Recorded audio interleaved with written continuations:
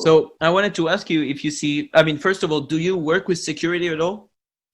Because it's like a subject you seem to touch on, like processing, compiling, and security are subjects you seem to touch on a lot with your music as the algorithm. So I don't directly walk into that field. So I'm no expert at all. I'm just fascinated by it, I guess. And I studied IT at university, and I've always been a IT nerd. I've always been into tech and computer science and all of that. So for me, trying to approach those fields with music is more like as a passionate. I'm no expert in those things, and it's not technically the fields I'm working with as a developer. Mm-hmm. But I think if you have to think about the relationship between my music and computer science, then it's I think it's a very tight relationship. It's one that is not specifically based on, because there's a lot of music that is based on programming, like generative music, the sort of thing that is really live coding music. It's music that's made with code, so that's actual coder music. It's not what I'm doing, and it's not what I'm trying to do at the moment, or with at least not with the algorithm. But it doesn't mean that it's not influenced by computer science. But I think that's more in a romantic way, if that makes sense. I I'm a very passionate person about those topics, and for me, when I think about computers and IT in general, it's like what's fascinating to me is this. It's never random. In IT, there's always something that's controlled. Obviously, you have bugs all the time, and things never work, those sort of things. But the idea is that you have some systems that you engineer, and then you try to control them and put rules to them. And it's what makes it fascinating, is that the complexity of it all, and trying to make everything sort of fit and logical. It's like a giant puzzle. When I think about that, it's very fascinating to me. And in a way, that's this sort of approach that I have with music, that you have all these different pieces and you try to fit them together.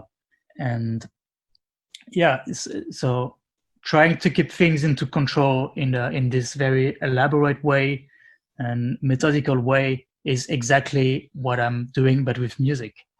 It's like chaos but controlled. So that's where it comes from, and that's, I think, the exact relationship between what I think is why my music is influenced by computer science. And yeah, I think to me it makes sense, and it's always fun to have like nerdy references in the track titles and the album names. It's like a whole universe that I'm sort of creating. And it's in the end, it all comes back to this idea that it's a big system that I created, and I'm now trying to control it by adding variables, I mean albums and tracks every now and then. It's a little bit like that. I think it's more like a feeling that is not really easy to explain, because if I was really good with explaining my emotions, I wouldn't be making music, because music for me is the only way, the best way actually, that I have to communicate about what really means to me. So it's like I have this thing in mind and I'm trying to explain it with music. I just tried to explain it to you for the past 5 minutes, but it's basically something that I can't really explain. I feel I'm kind of somehow understanding what you're getting at. It's almost like you taught yourself music as another language in a different ecosystem to create a different kind of network. Would that make sense? Yeah, that makes sense. I think the main idea to understand of this is that I create a framework, like a framework with different themes, different albums, different emotions, that are part of the same system that is everything is interconnected. And that, for me, this concept of things being interconnected it reminds me of computer science, where everything needs to be interconnected and everything depends on everything else. Everything needs to be logical and like a puzzle almost. So for me, creating music, for me, it's exactly this. It may not be this for someone else, but then that's why nobody else created the algorithm, I guess. And that's my own way of thinking about music. So it's almost like every track on every album that you do is like a mosaic or a tiny piece in a greater whole, and the whole would be the algorithm. Like you have, and like the algorithm is actually more than just one track or one album. It's like an entire, and even like not the algorithm, but the whole, just everything that you do fits into one framework, as you put it. Yeah, exactly. It's like this big ecosystem of things that make sense of each other, if that makes sense. I don't know. Yeah, and another thought that I had while I was preparing for this interview is that you actually, with your music, you interact with computers on 3 different levels, because of course you are talking about computers, like that's what the music is about. Of course, they are not, I mean, you don't have lyrics, but sometimes you have little samples. And for example, if you look at the album Polymorphic Code, and stop me if I'm wrong, but it feels like you're walking someone through like a pen test. Someone is getting into a computer and destroying it. There's like handshake, Trojans, access granted, and then at the end you just smash the computer. Is that right? Or did I just make that up? Well, you interpret it however you want. That's the beauty. When there's no lyrics, that's the beauty. But yeah, that's it.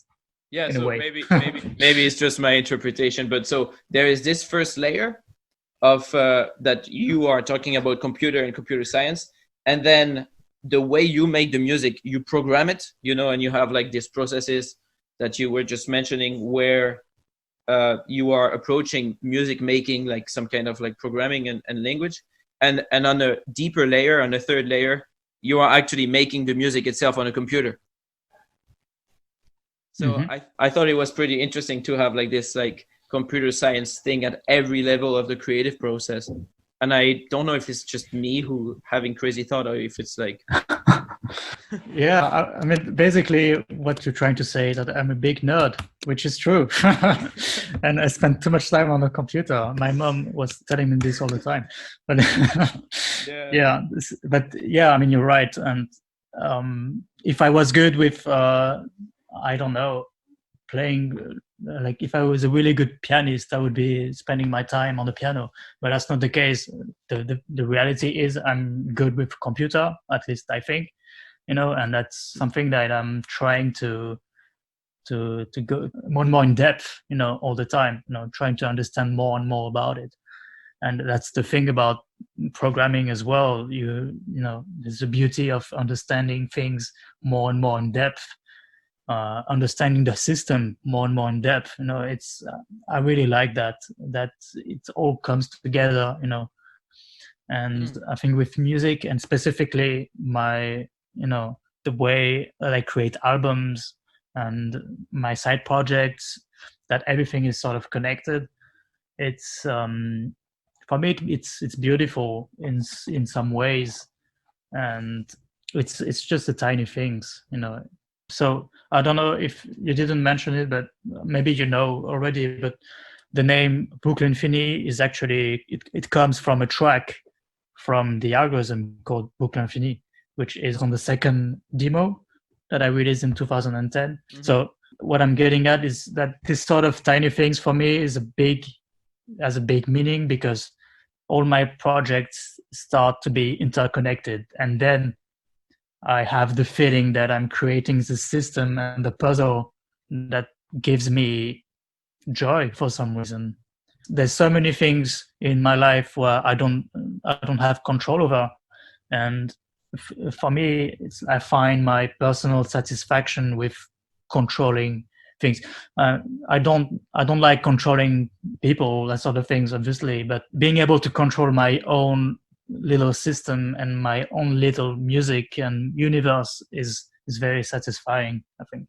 Yeah, having a part of the universe that is actually deterministic and that you can figure out and that obeys rules, like a bit like a chess game.